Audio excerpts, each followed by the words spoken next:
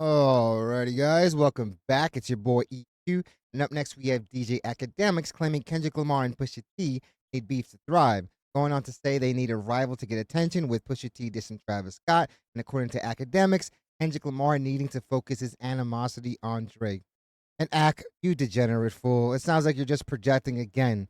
As far as Kendrick Lamar, what an erroneous take! The cult of the Ovihoites must have not discovered Google yet, because a simple search would compile an extremely long list of accolades, both commercial and critically, that did not need any beef to occur. Grammys to Pulitzer Prizes to records selling 600,000 copies first week. Already a premier act before this beef for a decade now. I hate to break it to you, OV hoes. Kendrick has been successful. Not that much of a secret. For those that just love to bring up streaming numbers, Kendrick Lamar has 247 records on Spotify, while Drake has a staggering 507, at least from looking at my last search. So while logic was never their strong suit, it seems like simple math isn't either. And even with that being said, Kendrick Lamar has still dominated the past year and a half. But as the cult of the Ovihoites always do, they're going to find a way to move the goalposts. So enough dilly-dallying, let's jump right into this video where we have DJ Akademiks claiming Kendrick Lamar and Pusha T need beef to thrive, saying that they need a rival to get attention with Pusha T dissing Travis Scott, and according to Akademiks, Kendrick Lamar needing to focus his animosity on Drake. Academic and his struggle braids. Some of my favorite comments that I saw earlier today said that he got boneless braids, or that his braids are made up of roach legs, or another one of my favorites that his braids are in Ozempic. Seems like they've definitely been working overtime on them. I'll talk about this more when I get back on stream. Pusha T's the exact thing I'm talking about. And it's not him as a person, it's how he's marketing this project and marketing things. It's the same with Kendrick. They're marketing their movement. I think this guy realized that there's whole teams that handle the marketing, not Pusha T or Kendrick Lamar, even though they obviously have a voice in the whole process. As being anti other things. We don't see, like, we're not seeing, like, of course Drake is on his, I'm on my revenge shit. But we don't see, like, Pusha T, the 10 interviews where he's just talking about bare men. Like, yo, yeah, he's a fuck nigga. Him, he's this. And it's like, dog, there's no way you saved all these thoughts in your head to come do a whole interview rollout to tell us who you didn't like. Yo, there's nothing. Like, Isn't that what an interview is for? It's to air out literally anything you want to do. His prerogative. The album, I want to say, if I'm not mistaken, did 90K first week. And honestly, for them, I feel like that's a success. They were never in the conversation since at least like what 2004 as being those type of powerhouses, those artists that sell hundreds and hundreds of thousands. They definitely have their core fan bases, and for entities like that, it's more about the quality of music, more about the substance of the project, not about raw numbers. I wish his rollout was a little bit more of, yo, this is what my life has been. Come tap in with me. And this is why I said the hater energy. It's like, bro, that's not hate. You decided to roll out a Coming from the biggest hater in the whole game. album telling us the niggas you hate. Come on, bro. Like, come on, dog. Like, you're not even telling us about your life. You're like, yo, let me tell you about these fuckers I don't like. I'm like, and that's what I was saying about the Kendrick things. Like, I felt he took the time to tell us who wasn't like him or how much he didn't like another guy more than gather people to appreciate him. What an erroneous take. And the guy is literally in the midst of probably the most successful rap tour ever, gathering upwards of 40,000 people in one venue. Again, this guy's trying to run with the narrative that because of 3 to 5 songs, that dictates a whole catalog, that surmises the whole reason for somebody being hot. Kendrick Lamar doesn't need to do that. And for a guy that actually went to the show, he should know better too. There was literally like 3 songs that had any mention of having anything to do with Drake out of like 50 songs. But again, guys, the Ovihoites don't usually lead with facts. What he does, you know? And obviously people always gonna look at a fight. You know, if you see two people getting into it, it's the easiest way to get attention. You say someone's name or something like that, but Of course. I don't know. It just didn't feel. Also, Drake participated in it and actually egged it on. Yo, I'm just saying, yo, look at Travis Scott. Has Travis Scott ever when Travis Scott's rolling out an album, it's about what he has going on. Yo, this is what I have going on. Well, I've definitely liked some Travis Scott records. Let's not act like he's talking about anything that he has going on in music.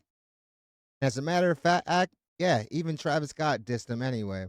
This is my stuff, right?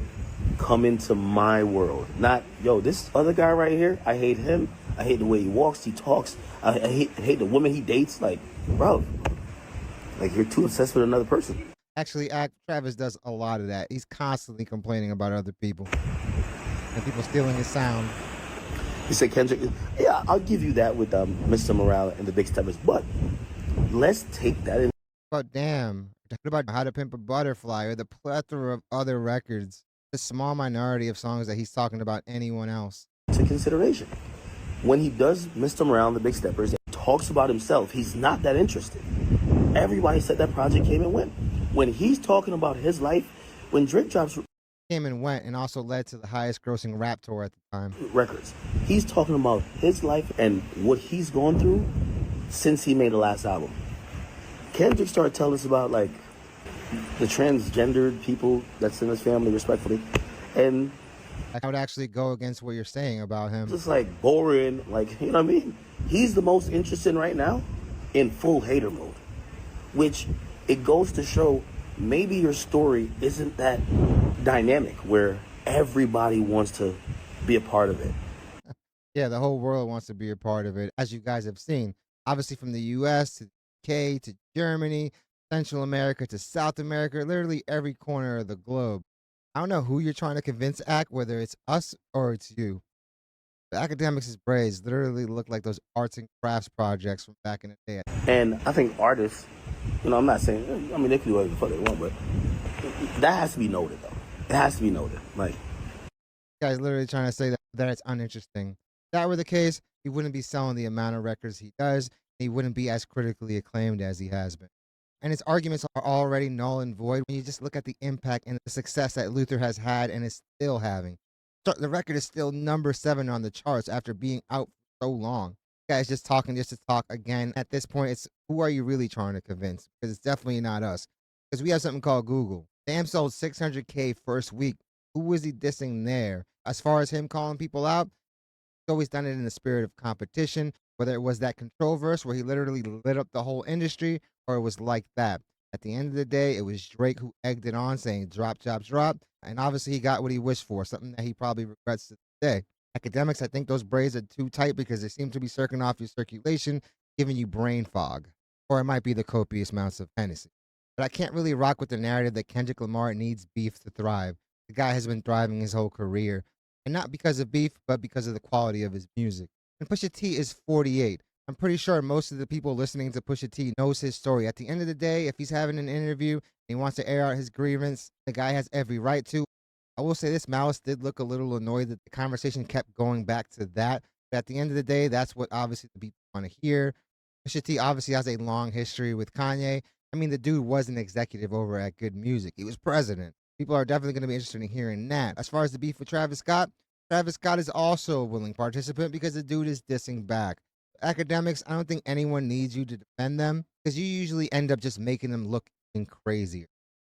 So again, this narrative for me is just another swing and a miss. Definitely let me know what you guys think. These are two veterans in the rap game with huge core fan bases. At the end of the day, while it is true that the beef definitely brought in a lot more eyes, can't negate the fact that it also put more eyes on Drake. You can cry all you want about the outcome, but Drake still keeps shooting back. Drake still keeps throwing subs. Drake still keeps crying about it. If you're gonna act that bothered, if you're gonna keep bringing that stuff up, you can't be surprised that other people are addressing. Definitely let me know if you guys think that those two need beef to get any type of attention. But also in the comments, let me know what you guys think of Academics' struggle braids, and is it time to cut them off? I obviously think so. Definitely let me know what you guys think. Definitely hit the like and subscribe button, guys. Does your channel wonders. It really does look like he has 2 roach legs. Goes to show you, you could have all the money in the world and still look dusty.